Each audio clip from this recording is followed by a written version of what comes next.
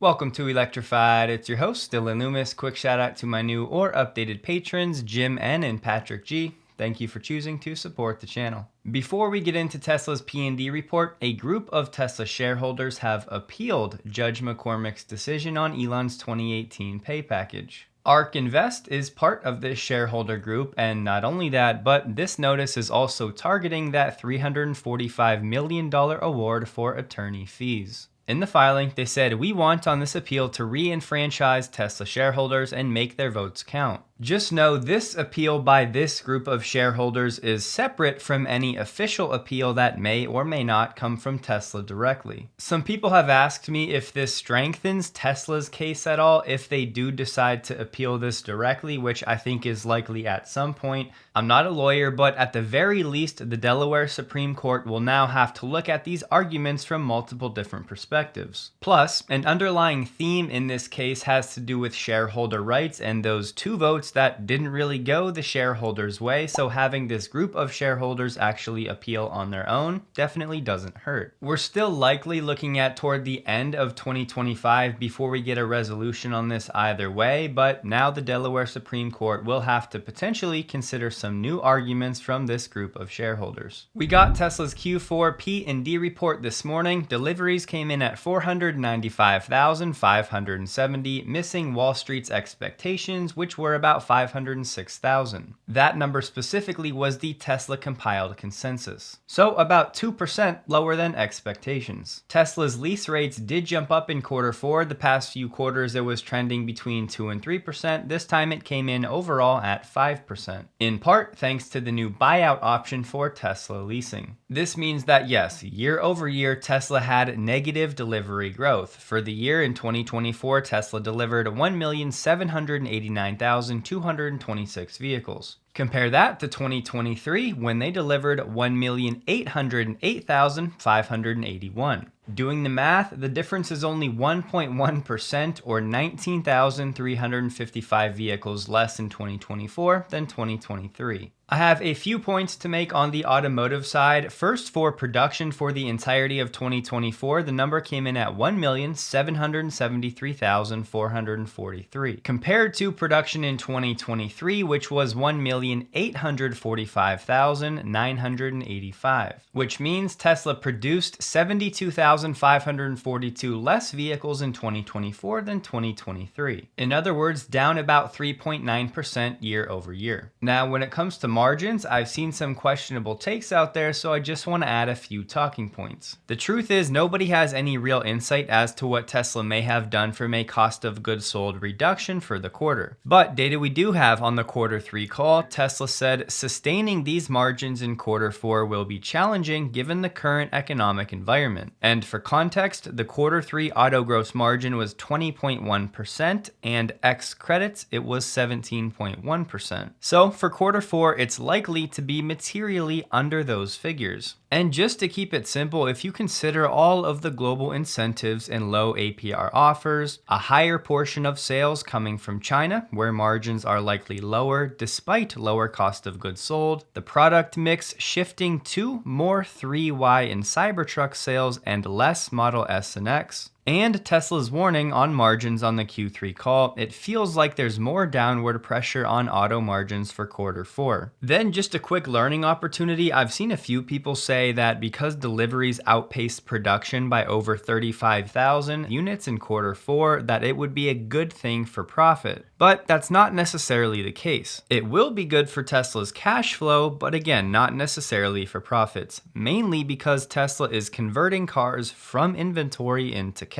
And all else equal, with lower production volume and fixed manufacturing costs, your economies of scale and overall efficiency decreases, which increases the per unit costs. This also means that Tesla's inventory is now down to between 12 and 14 days, down from 19 days in Q3. And this figure does not adjust for the vehicles that are currently in transit and not technically going to inventory. It's just they haven't yet made it to their end customer. Now, CERN Basher does a great chart for this. If you want to understand the calculation for the transport days, I'll have a link to this post below. But it does appear like this is the beginning of Tesla preparing for the new Model Y, just like it did for the new Model 3. And before I say anything else about this chart, just know that these negative readings right here for the true inventory days in green are not just Tesla getting ready for a new model. Coming out of COVID had a big impact on these numbers too. However, the new Model 3 was released roughly where my red cursor is on the screen, so I'm just highlighting that in the months leading up to that, Tesla did have lower true inventory than it's had historically, which obviously makes sense because if you have a new vehicle, you don't want old vehicles stuck in inventory. But zooming out, yes, we are certainly still in between growth waves on the automotive side. I do think it's worthwhile to recall what Elon said on the Q3 call. He said, "I do want to give a rough estimate, which I think is 20 to 30% vehicle growth next year, 2025,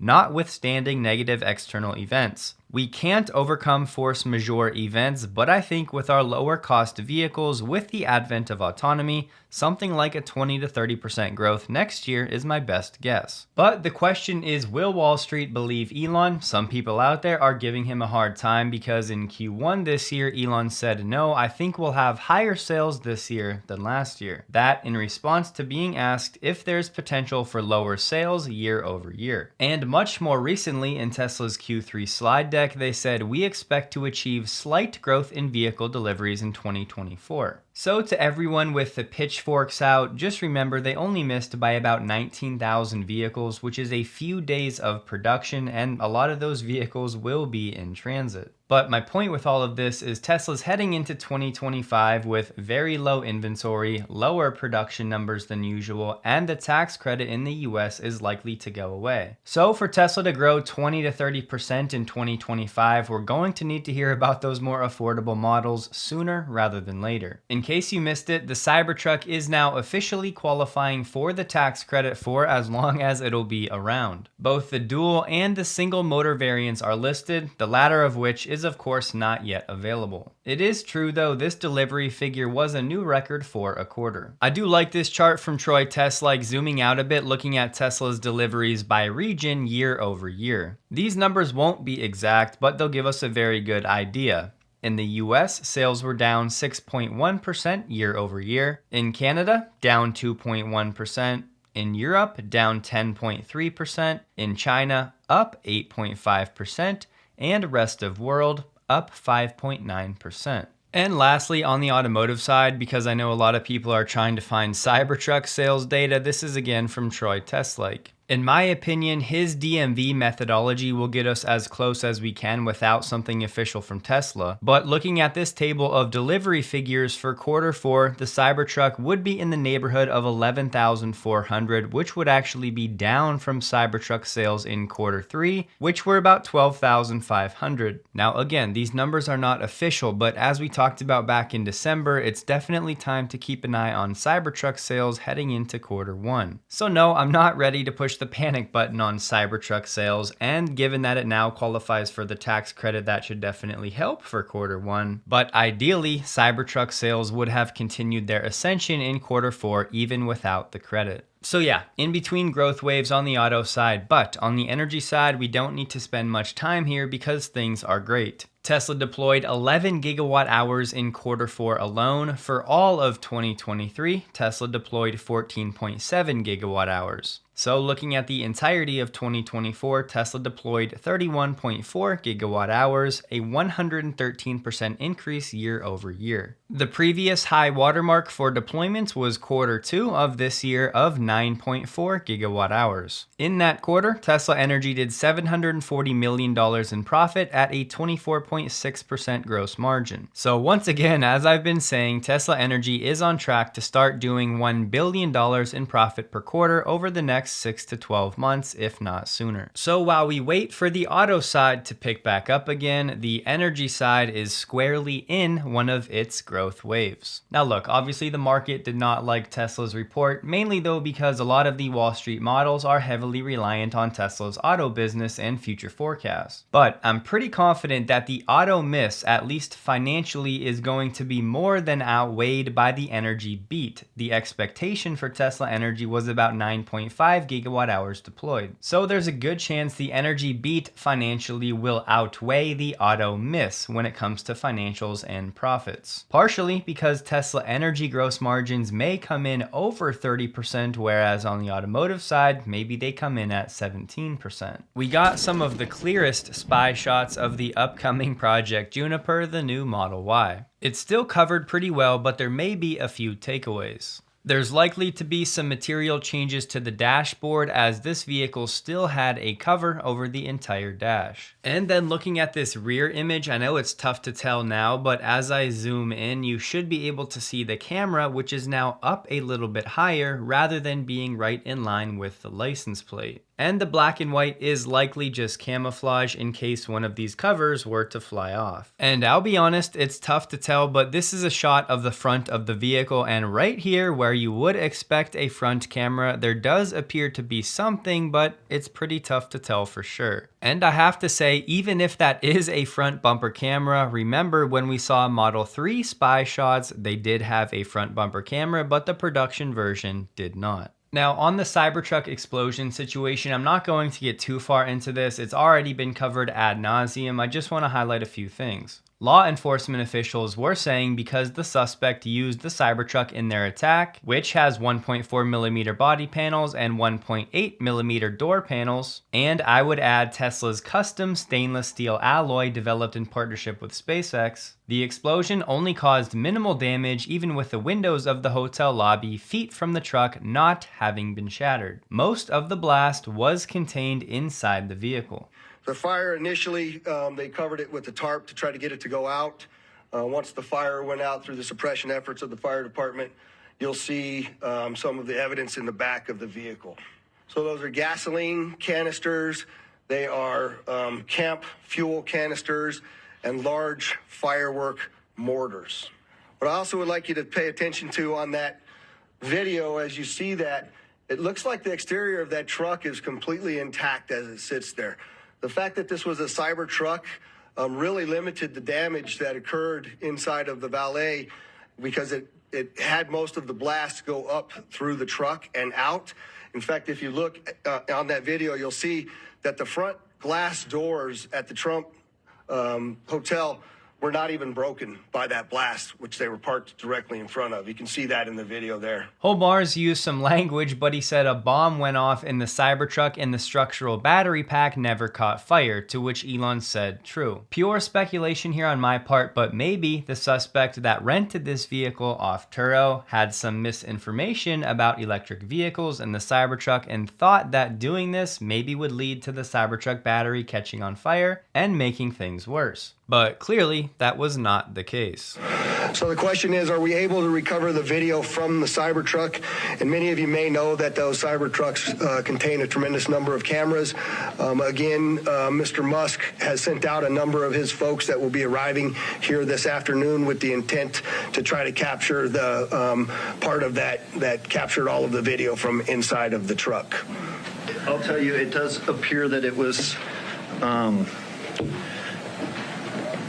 I just want to be careful with my language here, but the level of sophistication is not what we would expect from an individual with this type of military experience.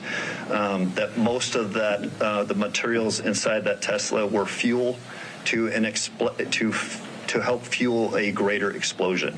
But it's too early to answer any question is if there was sophisticated connectivity to those components to make it ignite in the way that it did. Just sticking to the Tesla narratives here, the authorities were able to trace the car back to Colorado using video footage captured at charging stations. And for providing that information, law enforcement was quite thankful to Elon. Again, I want to be clear, there's a lot more to this story like what you see on the screen. I just don't think it's worth diving into it for purposes of this video. But responding to a post about the event, Elon said, "I'm pretty sure we could get it running again too." Elon said again, "The battery pack never even caught fire and the tires are still inflated. Once we get this Cybertruck back to Tesla, we'll buff out the scratches and get it back on the road." The last thing I want to touch on here are all of the headlines out there about this story that are totally misleading. The man who died in a Tesla Cybertruck explosion was an active duty US Army soldier. This headline and many others all make it seem like this is Tesla's fault and that the Cybertruck just randomly exploded and that this man was somehow a victim.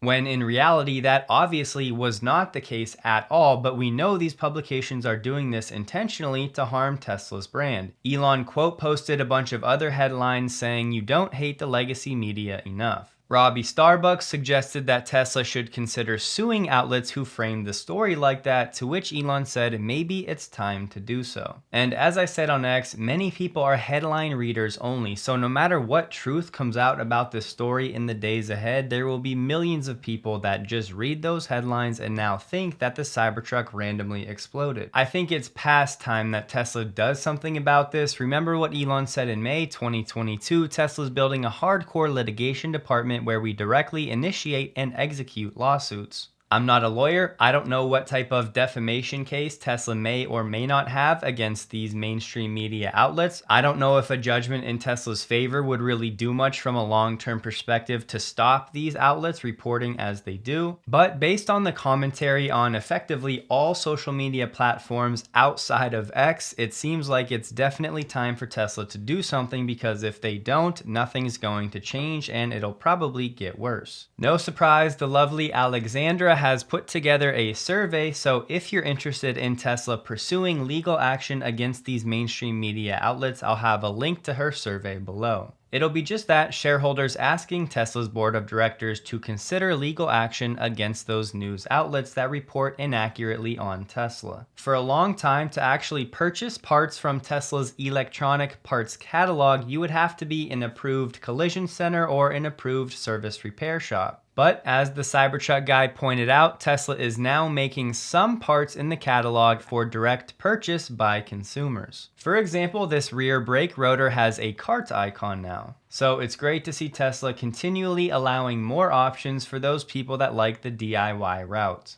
If you've been waiting for a Tesla stock dip, you got what you asked for. We're currently sitting at $379.28. It was down 6.08% on the day. The Nasdaq was down 0.16%. The volume was 31% higher than the average. A very happy new year to all of you. Hopefully things settle down after the start that we had yesterday. I hope you have a wonderful day. Please like the video. If you did, you can find me on X, linked below. And a huge thank you to all of my Patreon supporters.